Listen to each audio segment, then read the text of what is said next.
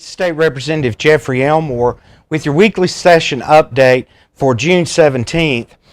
We've been very busy at the General Assembly. I say that every week, but even as not as much stuff is moving through the chamber, we're still working on many things. So just want to kind of give you a layout for how the week has gone, some bills that have moved, some information about the budget, and some things going on in the district. I first want to thank our Insurance Commissioner, Mike Causey, for the visit on Monday.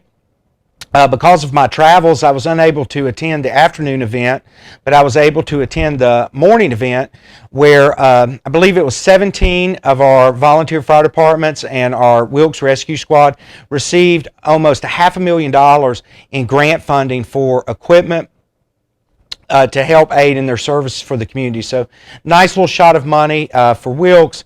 Thank you, Commissioner Causey, on that. And in the afternoon, he presented two awards memorializing a couple of our former fire chiefs. It's called the Order of the Guardian, and it was the late Bill Johnson, who was the chief at Mountain View for 42 years, and Chief Bob Johnson, the Moravian Falls fire chief, for 62 years. So amazing, and that was very nice for the families. So thank you, Mike, our insurance commissioner, for that, being into Wilkes. Some bills that passed this week. We passed HB 624. This is another regulation reduction bill dealing with emerging technologies. As you know, in the tech sector, things are evolving so quickly. Sometimes the regulation burden. So it's called the Regulation Sandbox. Interesting name, but it gives the opportunity for innovation before the regulations burden something to the point that you can't even do it. So good regulation reduction there. We clarified some language with the pension spiking laws dealing with our public pension plan. We have been dealing with this pension spiking issue ever since I've been down here. This language creates a little streamlined process, clarifies some things. Also has some language where the school boards are working with the treasurer's office to try to clarify some disputes that they have. We authorized some funding projects at the UNC system. This affects UNC Greensboro and also UNC Wilmington. And then an interesting bill, HB 477. This would allow event promoters to use vacant buildings on a trial basis. Meaning if you're having some sort of event, you can utilize the building and not have to do a certain permitting and that sort of thing because you're using it on such a limited basis. So those were the bills that were passed this week. Another thing that I've been following, it's a very big bill that's filed every session called the Farm Act. And this is where a lot of ideas for the agriculture community come together into one bill. There have been 2 or 3 discussion sessions with the Ag Committee, which I sit on, dealing with the Farm Act. And some of it is just some minor changes, but some things that affect the district. We are kind of cracking down on people that are stealing lumber.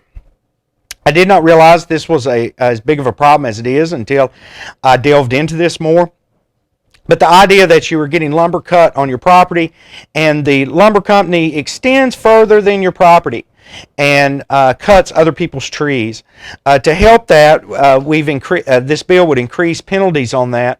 Also, it does a tagging process at the actual lumber yard itself where the loggers come in to the sawmill facilities, that there would be a counting process and basically a paper documentation. So we can catch the bad actors in this situation. That directly affects our area because of the large timber industry that we have in Wilkes and Alexander. And then there is some language in here dealing with digesters with hog farms.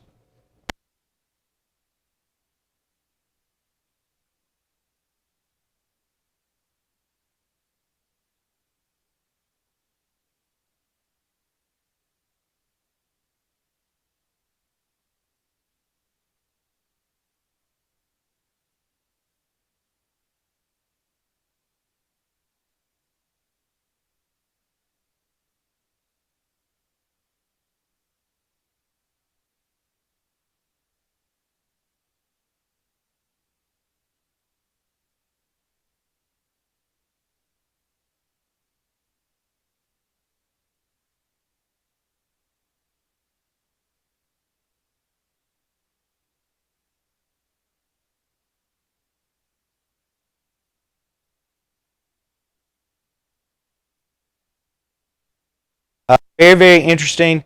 Our revenue projections, because of the late tax filing date, we had to redo projections. They are the highest that our workers have seen. So our conservative policies of smaller government, tax reduction has created that climate that we were desiring so much. It is a high growth climate, even amid COVID. So we are seeing additional surpluses come in that we did not anticipate. And it's not one-time money. They say this will happen on a reoccurring basis because of the growth of our state right now, which is very, very exciting to see this kind of economic activity. So unlike a lot of the blue states that are suffering because of the COVID pandemic, we are actually in a position because how our economic engine was blaring before COVID, and we've gotten through COVID. We're actually seeing better conditions than ever. So very, very exciting. So you'll hear more budget details next week in the weekly session update. I appreciate you.